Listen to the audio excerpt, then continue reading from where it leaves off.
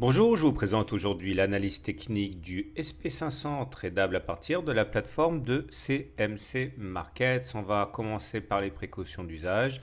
Il ne s'agit que d'une analyse technique qui ne tient pas compte des fondamentaux. Il faut connaître les fondamentaux avant de pouvoir se fier à l'analyse technique qui n'est qu'une façon d'optimiser les décisions. Alors voilà où on en est. Chaque bâton que vous voyez ici s'appelle un chandelier avec le plus haut, le plus bas, le niveau d'ouverture et le niveau de clôture de la séance journalière. Alors on va commencer par se donner une idée de la tendance en cours et il est clair que sur le SP500 la tendance elle est haussière. Forcément on inscrit record sur record, ça vous auriez pu vous en douter, mais c'est confirmé par le fait que les pics soient ascendants et que les creux soit ascendant aussi.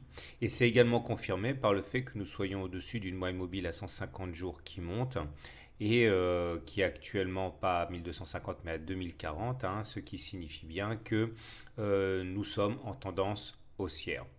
Alors maintenant, sur le plan purement graphique, il y a une première alerte quand même, c'est de remarquer que nous sommes actuellement à l'intérieur d'une figure d'élargissement. Vous voyez, la figure d'élargissement, c'est le fait que nous avons deux obliques qui divergent et nous avons également ici une situation où la partie basse est horizontale et que la partie haute est oblique et ascendante. Et il faut savoir que ce genre de figure se casse plus souvent par le bas qu'elle ne se casse par le haut. C'est la première chose à savoir. Ensuite, vous voyez qu'on a buté quand même plusieurs fois sur cette oblique ascendante et il est vrai qu'un, sans parler de cassure de la figure, une rotation pour aller chercher à nouveau les 2150 n'est absolument pas à exclure.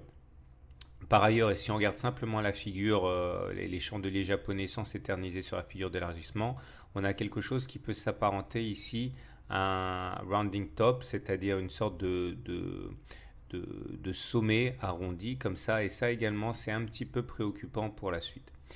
Les indicateurs techniques montrent d'ailleurs que c'est assez mitigé malgré le fait que l'on inscrive des records. En effet, pas du côté du RSI qui est au-dessus de 50 ni à côté du momentum qui est au-dessus de 0, donc ça c'est plutôt pas mal. Mais par contre le MACD est pour l'instant encore en dessous de son signal, ce qui provoque en fait une sorte de terreau plutôt dangereux pour la suite des événements.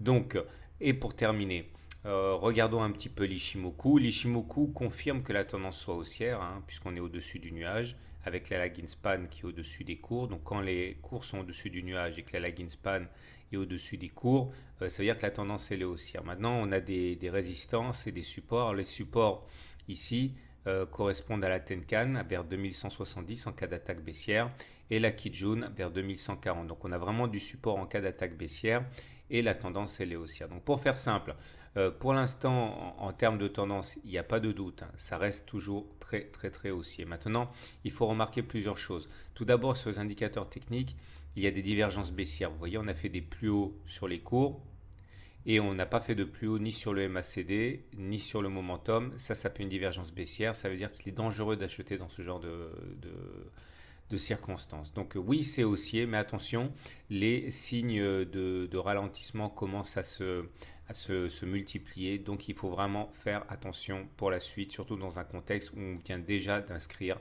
un record. Voilà, je vous souhaite une bonne journée et à très bientôt pour une autre analyse technique.